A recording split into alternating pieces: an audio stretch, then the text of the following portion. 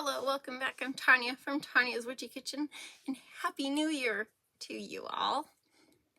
I hope you had a great holiday season. Very busy, very fast, and pretty good. As you know, I don't make New Year's resolutions, and I know I said something last year about my goal for the year. Well, I haven't looked back to see what that goal was, and if I even achieved it. You know, everybody looks at it like, oh, it's New Year's, it's a new year to start over and start doing different things and you know, making all these goals. What you don't realize is that you have 12 months in this year. 12 months to change your ideas and change your goals and try and, you know, use baby steps to do it. You know, if there's something you want to change, go for it, but do it in small increments so that it's achievable. I'm actually going to, in this video, give you some tips on why you shouldn't make New Year's resolutions and how it almost sets you up for failure. I'm going to remind you that, you know, it takes at least 3 weeks to change a habit, and you have to get past at least to the 4th week to where you're really making progress. So I'll leave you with that. Today we are doing a soap. It was so messy. I mean, I couldn't describe it just because of the way I was doing it, but I'll talk all about that in the video. I was actually debating on not doing the three things: dream big, be true to you, you are worth it, because some people don't understand what it means and they just think it's all about, you know, be, you know, true to you and you're the most important person and you're entitled to all this stuff. That's not what it is. So I just haven't decided. So anyways, maybe I'll come up with some new phrases this year. 3 things: dream big, be true to you, you are worth it, and let's go check out the Stranger Things soap. Okay, and to Stranger Things. There could not be anything stranger than this soap. No, I'm kidding.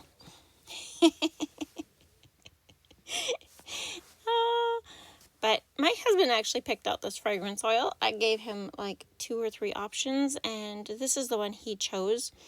So I was like, okay, we're going to do this.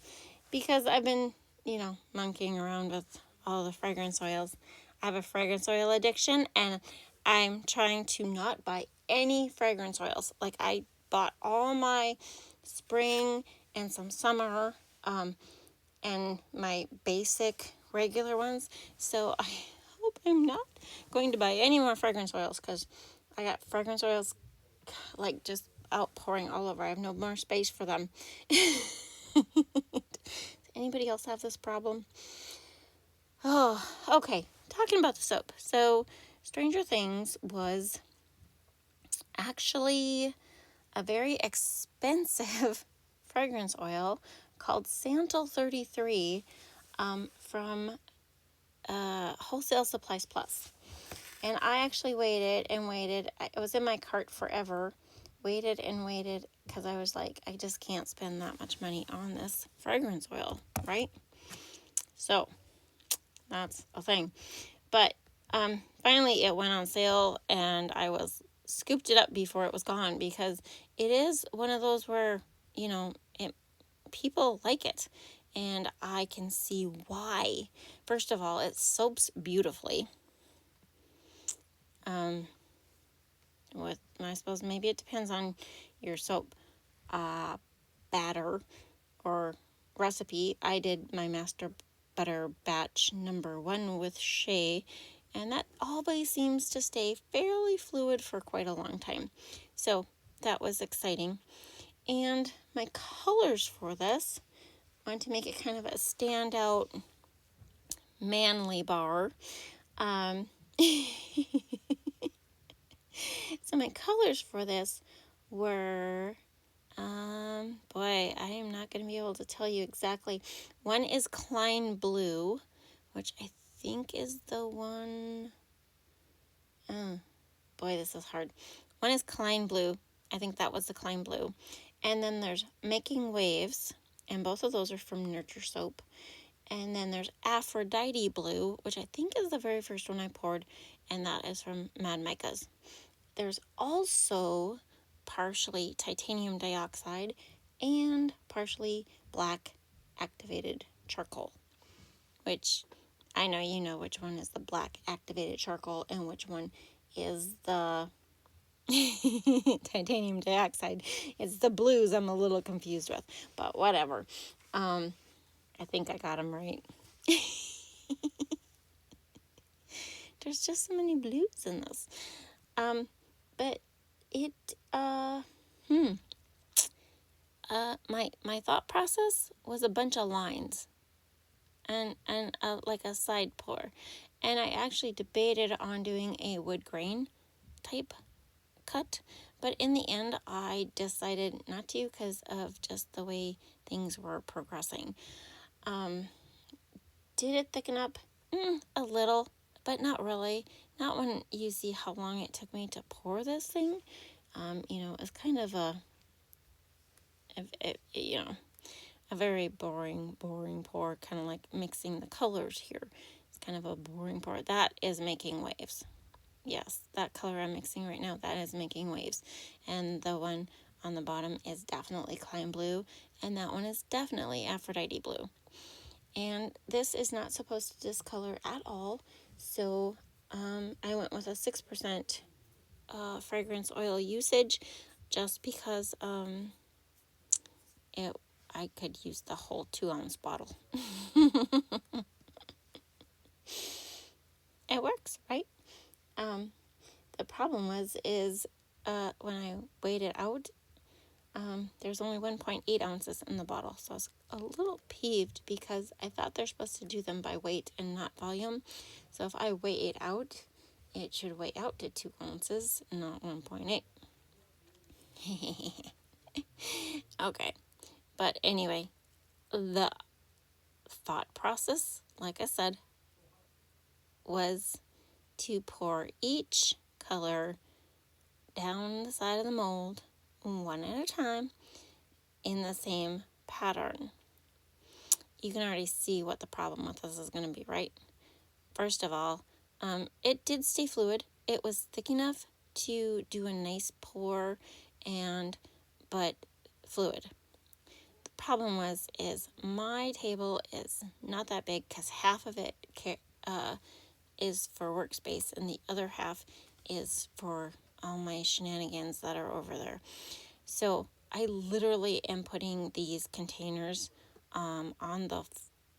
they're not on the floor, it's a box on the floor.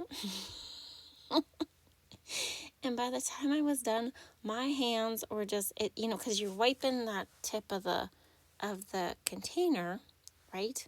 Well, at first I wasn't, but you have to, and then you get, soap here, soap there. It was such a mess. You can't even tell, I don't think, but it was such a mess. So, and then you can see the little blobs. Do you see it's not a true, beautiful, nice, straight pour? I mean, I watch some soapers and they just have the most beautiful pours, and mine's like a blurp.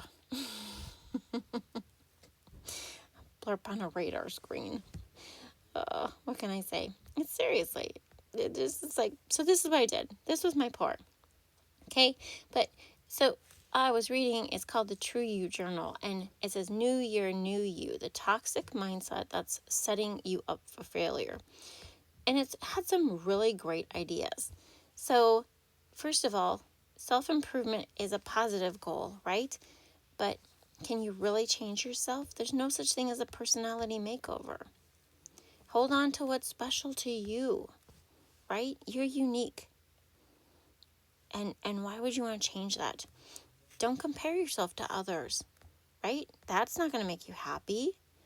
Don't be like, well, so-and-so does this and so-and-so works out, 5 days a week. And I mean, I don't work out, and I'm not jealous of anybody that works out. Would I love to work out? Great. Yes. Do I have time? No. Would it be good for me? Probably. But, all those things. Comparing yourself to other people won't make you happy, and trying to be somebody else won't make you happy. So maybe create goals that are based on your own values, right? And January, like I said, is just a month. You have 12 other months. If you set small goals and you continue with that goal making as you reach them, you might find yourself exactly where you want to be in June. It might take you 6 months, but it's still progress, right? Set small, achievable goals throughout the year. And if you're imagining the perfect vision of yourself, well, we do. Like, look, there's some more blurps. We do have perfect fantasy selves, right? I mean, I look in the mirror and all I can think is, whoa, wow, you've aged. But I'm sure in my mind, I'm probably like, still not as old as I am, or whatever. And you don't need to be perfect, and you don't need to change yourself to be perfect. Be realistic about where you're at now and where you could be in the future. Because perfection is a myth. Those pictures you see on Facebook of those perfect families, they're a myth, right? That's 30 seconds of split where everybody's happy and having a good time. I mean, all families fight, all families have problems, right? It's no, don't compare yourself. So the America's top New Year's resolution in 2024: to save more money, to exercise more, to eat healthier, to lose weight. Those are great goals, right? But then, do you feel guilty if you spend too much money? Did you feel guilty if you aren't taking care of your health? Do you feel guilty if you indulge in food more often than you think you should? Well, guilt doesn't work to inspire self-improvement. So, you know, feeling guilty about something, that's not a way to achieve a goal. And don't be so hard on yourself. Like I said, it takes a while to change a goal. It takes a while to make ourselves better. We didn't become this way overnight. What you want to change, you didn't do overnight. So give yourself a break. It's like being pregnant. It takes you 9 months, 10 months to have that kid. And, your body goes through a lot of changes. So, don't expect to pop back into supermodel shape right after you have that baby. Give yourself a year to get back there. And some of us don't get back there after a year. That's just how we are, right? So don't beat yourself up. Start the year off in a realistic, if you're going to make resolutions, make them realistic, possible, and set small goals along the way. You can even map out your goals so that once you reach a goal, you know what your next goal is, right? Well, that's my advice to you while I'm pouring the soap, because it's a long pour. But it stayed pretty fluid. I had to mix it a couple times, and you know how it is. You mix the batter, and it just fluids out. I don't know why, but it does. And that Aphrodite blue, I was so happy. I tend to use it in colors that have a little bit of a, color change, and so it looks green to me. The Aphrodite blue mica looks green to me. It's the baby blue color in here, and I was so happy that the fragrance oil didn't change the color of the mica, and it stayed that pretty blue. I know you think I'm nuts. I'm not. I used it it was one of the colors I pulled out of my lemongrass and spearmint bar, because it always took on this greenish color. It was a little bit blue teal, but it wasn't what I wanted. You know what I mean? It wasn't what I wanted. I wanted the blue. So I was pretty ecstatic about that. That was the blue. And of course I got to the end of this and I started panicking about what was I going to do on the top of the bar. Because I hadn't planned that out.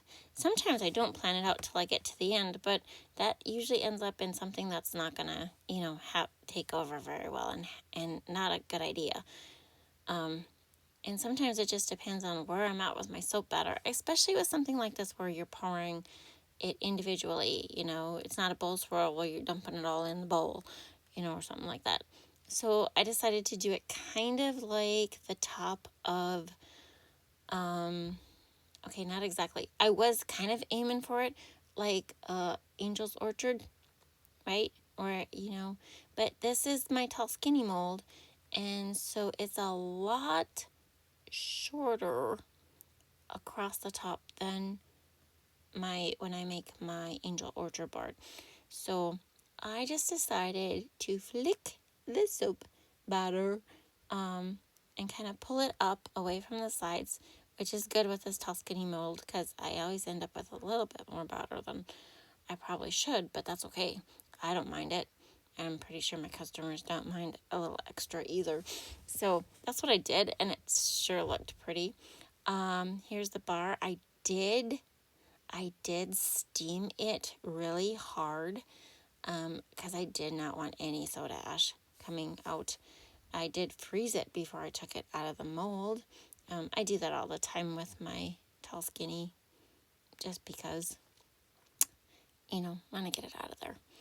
But anyway, what about these bars? Look at these bars, right? They're kind of cool. You can see kind of sometimes where the blurb was, and falling over, but they were all poured from the same side. Remember that. They're all poured from the same side. And just ignore my messy background because I am too lazy to to put anything behind my soap cutter for you to see. And cutting it from the top is, I don't know, it's kind of boring, but I guess it would be more of a, woohoo, look at this, like when I show you these here, but I just, yeah, I'm more of a fluid person. But aren't they cute? Like, I was so ecstatic. That's what I get as those lines when I don't clean my soap cutter string. Yep. So I have a few of those everywhere. It's okay. They just rub right out. The soap is that soft. And that's a cool thing because when you cut it early, you can really do some fun things with your soap, right? You can stamp it. You can, I could have left the lines in there, but I didn't want to. But I really am pleased with the way these turned out. Really, really pleased. I wasn't even sure if that was going to work. And I think they're just adorable and they smell amazing, people. Very amazing. I have not found... So, Santal 33 is a cologne. Okay? And Wholesale Supplies Plus is the only place I have found it. Not that I looked very hard. I kind of did when I first saw it and I wanted to try it, but they were out of stock and it's kind of pricey to me. So, yeah. But these are super cool. My husband was really, as he really likes the scent. I have not given him a bar yet because, well, they were curing. And this is how it goes, right? But anyway, here are the fragrance notes to this bar. It's really, really a nice scent. Can't say enough about it. Here are the bars right after I cut them. And here are the bars after they are cured. No, hardly any soda ash. They are just beautiful. Beautiful. And as always, I hope you had a good time. Thank you for dropping by. I will see you next time. Bye-bye.